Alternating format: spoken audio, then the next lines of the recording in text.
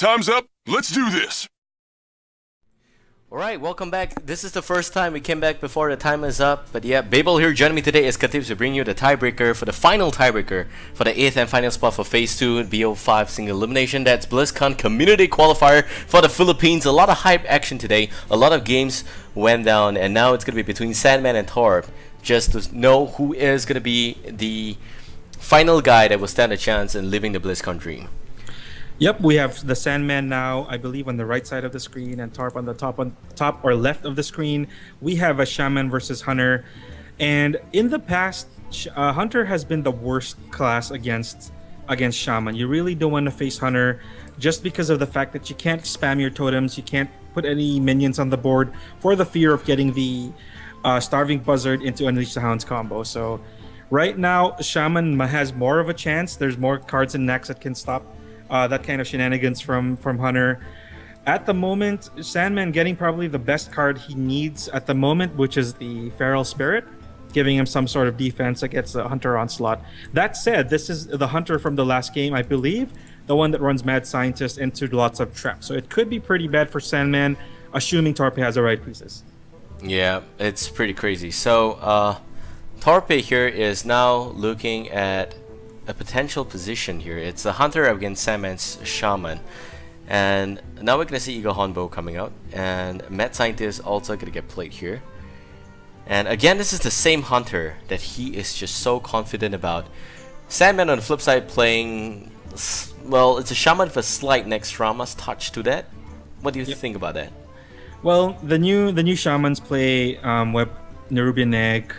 There's some, I mean, it's still the same old Shaman cards. You're still going to see Hex. You're still going to see Lightning Bolt, Lightning Storm, Feral Spirit, the usual stuff, Rock Biter. It's just the choice of minions in the start and in the end. Some of them don't run Alakir anymore. Some of them don't run Ragnaros anymore.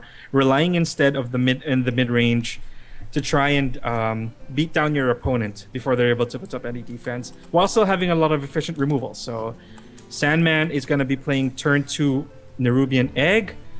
The Mad Scientist is still in play, and turn 3 for Torpe has gotten the bow. So now Sandman's turn.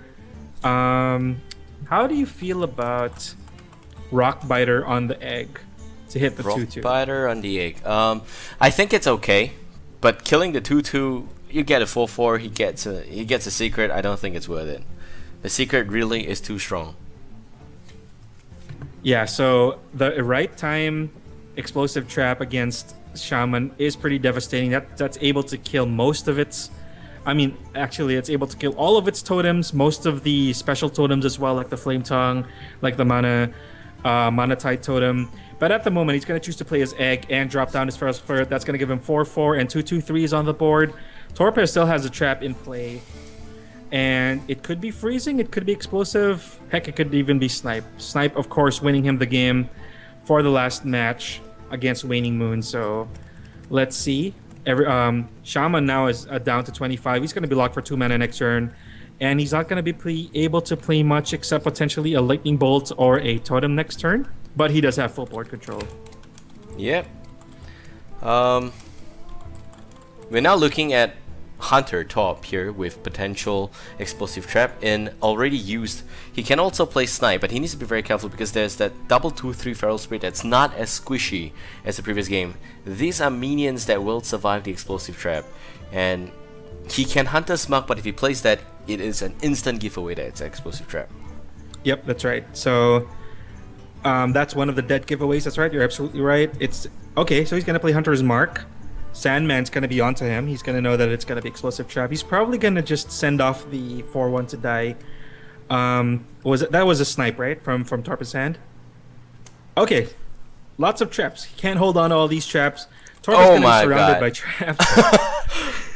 You cannot reach this Hunter. He's got triple the trap. Triple the threat. Triple trap threat. Oh, and he is surrounded by traps. Rexar holding in, putting up his defenses. Nerubian's dead. Okay, Nerubian's gonna die. Yeah, that's too many traps. Okay, so freezing will still proc. Snipe will still proc. Oh god. This is just the brand new weapon hunter that's just all trapped up. And stuff like that. Yep. So it's pretty bad for Shaman because it's just gonna wipe out his gameplay pretty much all the way until he can start claiming the traps and putting up a presence on the board. And at the moment, yeah, his wolves are just gonna suffer through that. One trap left. He probably knows it's probably snipe or snake trap, and he has to be pretty wary about what he's gonna play next. Totems, of course, not affected by snipe because they don't come into play. They're summoned into play, so that's not gonna do anything. Yeah, it's crazy. It's not By gonna the be way, able to determine it. Yep. chat still going on about the previous game, Seb. So it left an everlasting impression, and I think it's gonna spark a lot of debate as well. Whoa, what's this? Okay, stream sniping happening here. Gonna tell him to do that. Tar, can you please not stream snipe? Thank you. We are all watching your screen right now. And he's I'm sorry, that was quite a big of a that was quite disturbing to see him change screen like that. He's supposed to stay focused. Alright, or at least not get caught doing stuff like that. We're on to you. We're watching your screen. Anyway, Sandman now still decent presence on the board. 3 cards left in the hand of Torp, and 3 charges left on his Eaglehorn Bow. Starving Buzzard is going to come down. Is Unleash going to come out to draw him 2 more cards? No, Web Spinner is going to come out first. Let's see what he draws into. Well, he does have Flare. Okay. And Eaglehorn Bow, so effectively the Eaglehorn Bow is not really going to do much of anything here. Oh, gonna waste 1 charge. Yep, gonna waste 1 charge. He's gonna get 1 more off of the snipe. That's still pretty decent. Yeah, snipe's still in play for Torp. Or Torpe as it is in the Philippines. Yep. He can choose to Doomhammer. He can clear out both of those minions and probably find out that it's not Snake Trap from there. Yeah. Yeah. Alright, so 2-1 and 1-1s on the field again, looking to be very similar like the start of the previous game. Now the 2-1 can definitely run into the 1-1. Just to get 1 random beast. And what's it gonna be? King Crush, game's done. That would be the hypest thing if King Crush makes an appearance. Yeah, wow. Even Mukula, even. Yeah. Has anyone actually calculated the amount of chances for 1 King Crush to appear? I should look it up, but it's pretty low. There's a lot of beasts in the game. Captain's Parrot. I've gotten Captain's Parrot 4 games in a row, so... That's King Crush equivalent. Alright, here comes the snipe. It's gonna kill Thalnos. It's gonna give Sandman another card. Let's see if it's one that he needs. Black Knight, not generally good for Hunter. Doesn't put up many taunts. And he's gonna go into another totem. He's probably gonna kill the Buzzard. Shouldn't let Torpe get so much value out of dropping beasts. Gonna leave the Web Spinner alone, 1-1. So Sandman not locked for the next turn. He has many options for turn 6. He can play Doomhammer. He can play Lightning Bolt and buff up his Elemental. So lots of options. 2 charges left on his Eaglehorn Bow in the hands of Torp. 3 cards left in hand. Lots of options for Sandman, as I said. Flare's gonna go down to get him some card draw. Ooh, here comes the buffed up big spider. Looking like a tarantula. Spider is gonna get beefier and hairier. He's gonna be 3/3, taking 3 damage. And Sandman is down to But 15. that hex though, top deck value. Okay, he does have 1 hex already, so I'm gonna give that to him. Using hex here is perfect because you deny 1 card draw, as well as you trade 1 card for 1 Web Spinner plus a 1 Houndmaster buff effect on that. So I think it's a pretty valuable trade here to just hex it up. Yep, that's right. So hex, of course, pretty decent play. It's gonna leave him with 3 mana. He can put down the Elemental, I think, as a good play. But that's gonna get taken out by the 4/3 or the Eaglehorn Bow. Still traps in the disposal of Torpe. Let's see what he's gonna choose to play. Oh, Lightning Bolt, there we go. And that's gonna kill the 4/3. Hex is gonna hex the 3/3. Alright, and effectively he's also gonna call down the totem from the sky, and that's just tada, spell totem. Okie doke. Alright, so 2 totems in the stable of Sandman. Has to be very careful, as I said earlier. You always got to watch out as a shaman to count and not overcommit, just to make sure that if Unleash the Hounds comes out, he's not going to get very many minions off of it.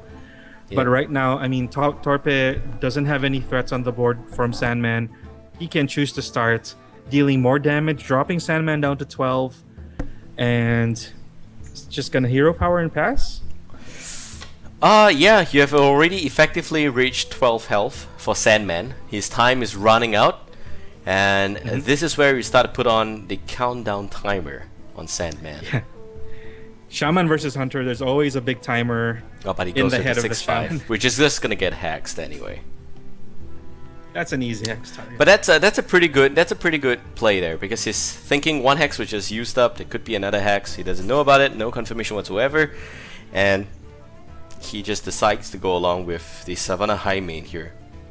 It's a good risk to take. I like that, and it's 2 ton, so it's a lot harder for. Okay, who am I kidding? Well, he can can always go- just Flame Tongue. And he can Flame Tongue, or he can go Doomhammer, yeah. And go on So- a frog killing spree. That's right. He can, Yeah, I think Flame Tongue to just clear out the taunts. It's a good risk to take, like you said earlier. I just want to point out on that. Good risk to take because Torpe has 2 cards in hand, played half of his traps already, and 1 charge left on his bow. I think it's an acceptable risk to use one of his hexes and then build his board presence after that. Yep. Alright, so double kill command. And that's only going to be 6 damage. 9 plus hero power. That's 11. Is 1 off lethal once again. I would say don't disclose your kill command. Go for hero power, attack phase, recoup Eagle Hornbow, and pass. Yeah, Shaman. Oh god. One of the reasons why Shaman is bad against, Hunter is bad for Shaman is Shaman don't really run self-healing. It's really hard for Shaman to recover from a low life deficit. There's not many taunts outside of Feral Spirit. Sometimes there's Earth Elemental, but not always. And Farseer is few and far between as far as self-heal goes. So despite being a Shaman, able to chain heal, able to ancestral healing in WoW, Thrall in this game is more offensive, not very defensive, not able to draw back his life. I think this is over. I think it's done. Double kill command, hero power. Ta-da! Once again, he gets ahead. So there's nothing he can do here. And it's just so sad. He weaponizes both totems in such awe and desperation. He decides to play Defender Augurs in the wrong order. And now will deal an extra 3 damage, but Rexar stares at the former war chief and might effectively just take this bacon home. That narration was brought to you by Babael. Hope you guys enjoyed that. Yep, so it's pretty much over for Sandman. Torpe is going to claw his way back into top 8, and then we're going to go straight into the brackets for the 2 seeds. The first for kill this command. Thrall trembles in fear. The second one comes out, and he collapses to the ground. The next thing you know, he's out of the tournament. Why are you? I don't know. I should narrate some memes in some form of fun laughter and stuff like that. Okay, change screen. Time to go. This guy is just alternate tabbing too much. He's so happy. He's disclosing to the whole world that he just won Sandman. Congratulations, Top. He's now the 8th and final player. But it all will not matter if it doesn't hit the final 2. Do you think Torp can go through to the final 2? That's the question. Yep. It's gonna be a nice Cinderella story if he's able to make it. But 2 games, double BO1. He had 2 more games to play as compared to all the other 7. That's just comfortably waiting right there for him. Yep. Oh god. So looks like we're right on time at 7 o'clock. We can start recalling our top 8. Yep, we're gonna take a 5-minute break just to make sure we have everyone prepared. We are also not gonna be streaming Torp anymore since he's such a stream sniper, and we're gonna be back again with someone else in the phase 2 of the BO5 single elimination. And that's it. Only 2 players out of this 8 will qualify for the Americas Regional Tournament. That's it. This is Babael. With me is Katips. Hope you guys enjoyed this cast, and do stay tuned and more cut packs for you guys for sure.